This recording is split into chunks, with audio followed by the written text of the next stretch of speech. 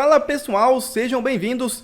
Começando mais um vídeo recheado de informações importantíssimas. Mas antes, inscreva-se agora mesmo no canal, deixe o seu like e compartilhe esse vídeo com o máximo de pessoas. Assim você vai estar me ajudando demais. Giro na tela e notícias a seguir.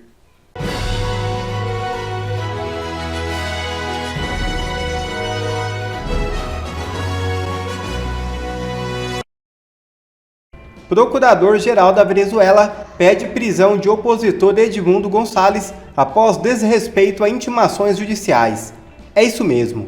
O gabinete do Procurador-Geral da Venezuela solicitou à Justiça nesta segunda-feira a emissão de uma ordem de prisão contra Edmundo Gonçalves, de 75 anos. O candidato que representou a coalizão opositora na eleição, que Nicolás Maduro, foi declarado vencedor. O pedido de prisão foi feito após Gonçalves ignorar pela terceira vez uma intimação judicial para prestar depoimento em uma investigação criminal iniciada após denúncias de fraude no pleito. Estados Unidos apreende avião de Maduro e Musk ameaça apreender avião de Lula. É isso mesmo.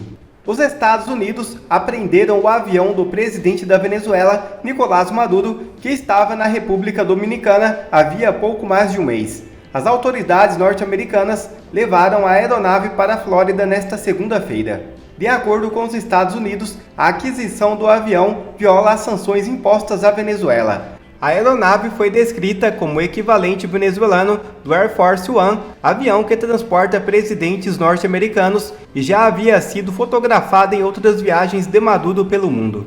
Isso manda uma mensagem para o topo. Apreender o avião do chefe de Estado estrangeiro é algo inédito para questões criminais. Estamos mandando uma mensagem clara aqui, de que ninguém está acima da lei, ninguém está acima do alcance das sanções dos Estados Unidos, disse um dos oficiais dos Estados Unidos à CNN.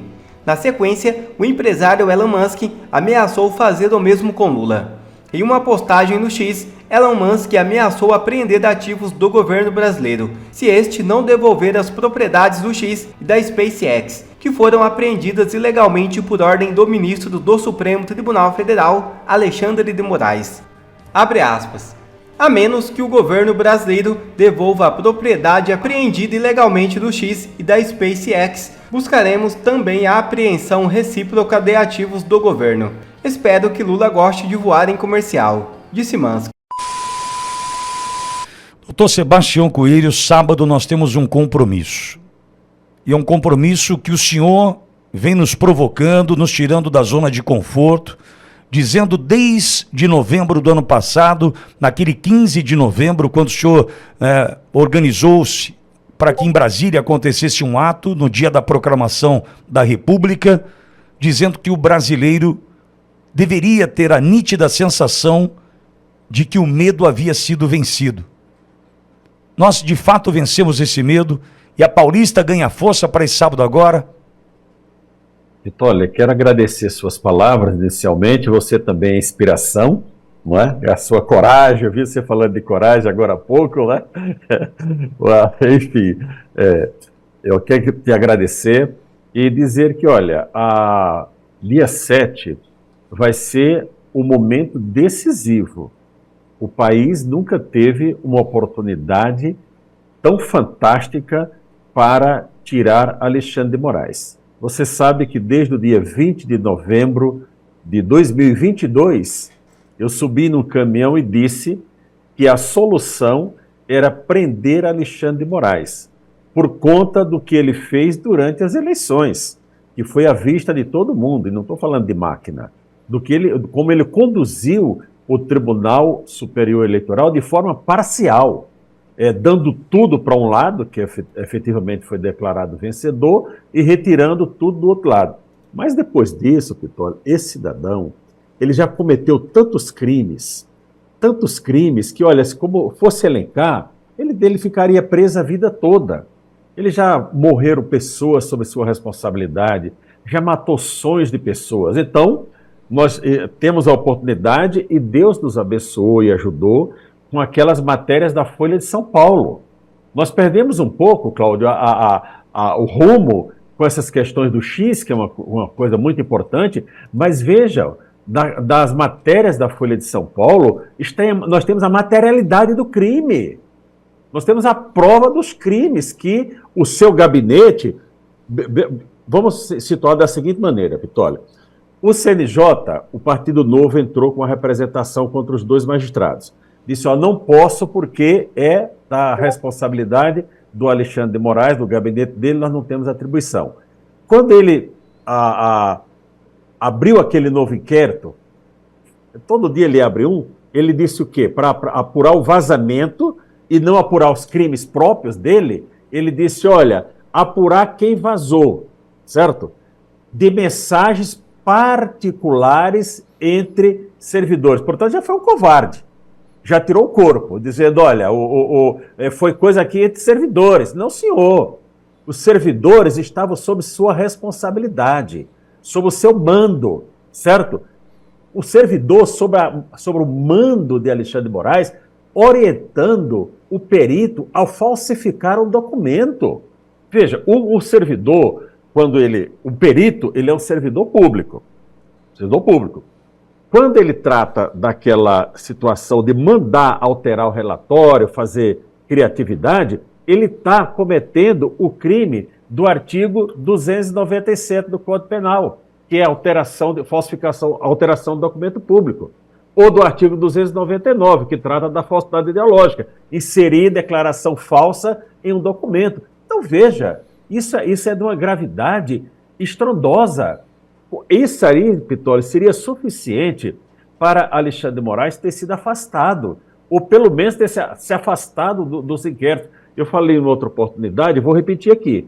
O que ele fez, se fosse na Europa, ele teria renunciado imediatamente, ou o seu órgão o teria afastado. Se fosse nos Estados Unidos, naquela divulgação, ele estaria preso no dia seguinte. E se fosse no Japão, pela vergonha que é o ato, ele teria cometido suicídio. Nós sabemos que quando as autoridades no Japão são pegas de flagrante, eles cometem suicídio. Sim. Então, e nós não, está aqui, agora fez uma manobra vergonhosa essa semana, com a questão do X, né? Ao invés de levar para o plenário, certo? Levou para a turma onde ele é o presidente. Então, Pittoli, o dia 7 vai ser de fundamental importância, eu vou parar para dar a oportunidade de vocês me provocarem. Não, inclusive, doutor, o vídeo do senhor que eu assisti ontem à noite tratava exatamente da turma no Supremo deliberando ou apoiando a decisão de Moraes com relação ao X, as decisões tomadas todas infundadas, absurdos que foram cometidos pelo Alexandre de Moraes, nesse sentido também, na busca pela censura e pela vingança. Percebemos que ali a vaidade sobressai, né, doutor?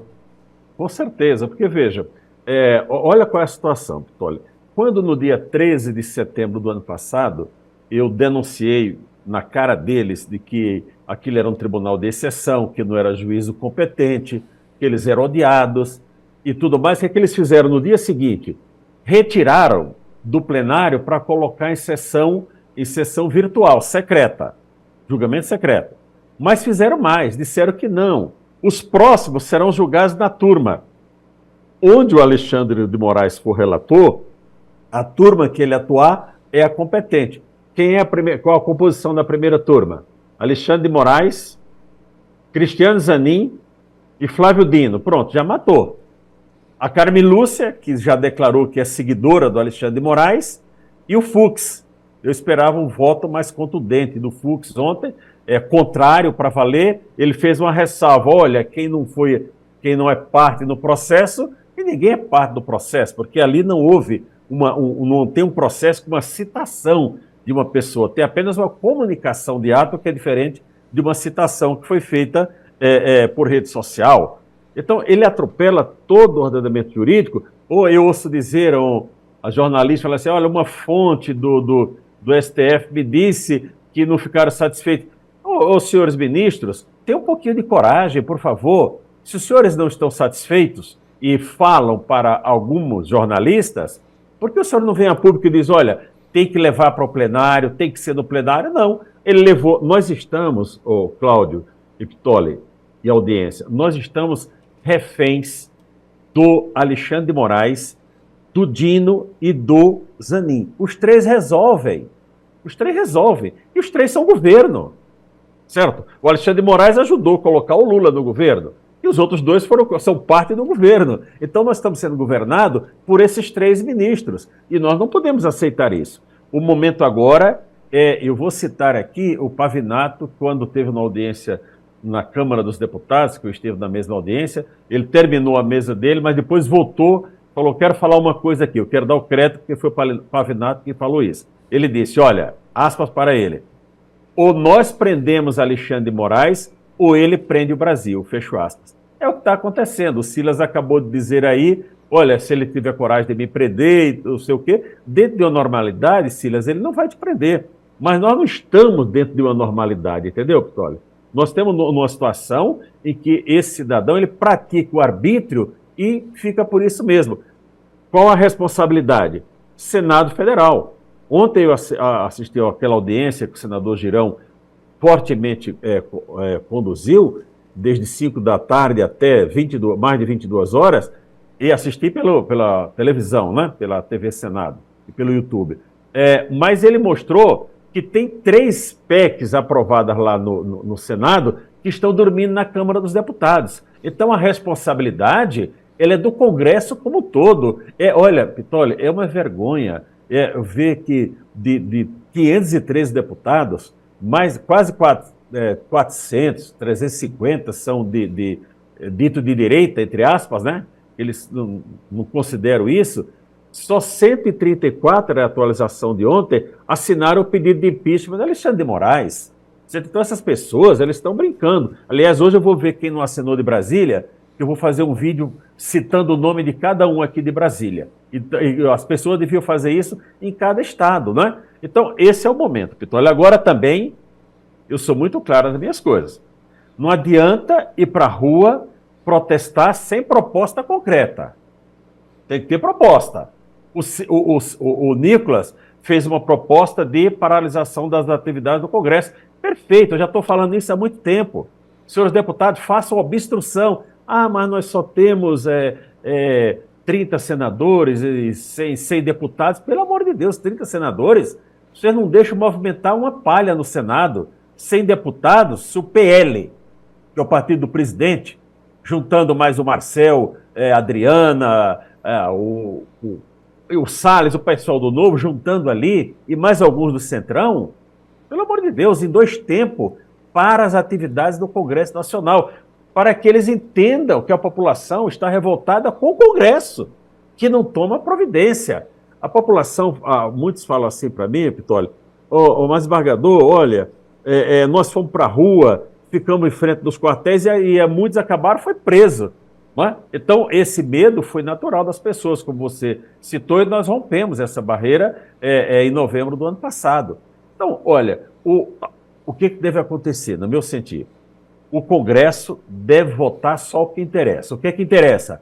Impeachment de Alexandre de Moraes, anistia para os presos, anistia para Jair Bolsonaro, para ele concorrer, se ele quiser, em 2026, Daniel Silveira, Deltan Dallagnol, todos esses absurdos que foram cometidos. Esse é e outro projeto que, se esse não for votado, nós não teremos paz nesse país.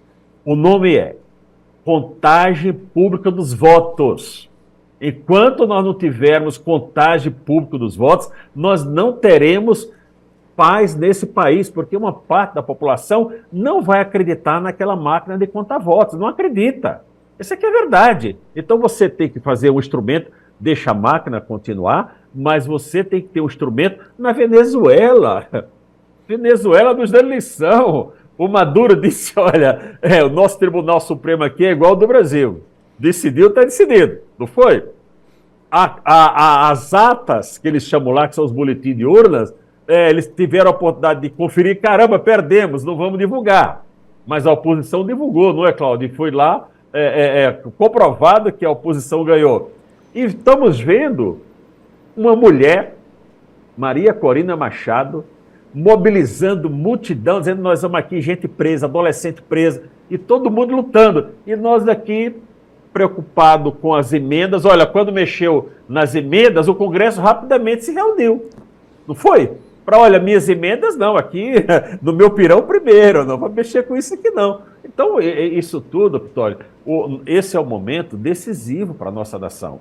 Nós temos que ir todos para a Vida Paulista, independente de que caminhão vai ficar, se vai falar, se não vai falar, nós temos que estar lá na Vida Paulista. Eu, por exemplo, eu vou estar inicialmente com o Marco Antônio Costa. Ele vai colocar o caminhão, vai transmitir ao vivo o programa, você também já disse que estará lá, Pitoli. Sim. Porque desde o dia 14 de julho, quando foi a última manifestação que nós fizemos, já ficou marcada para o 7 de setembro, da Paulista.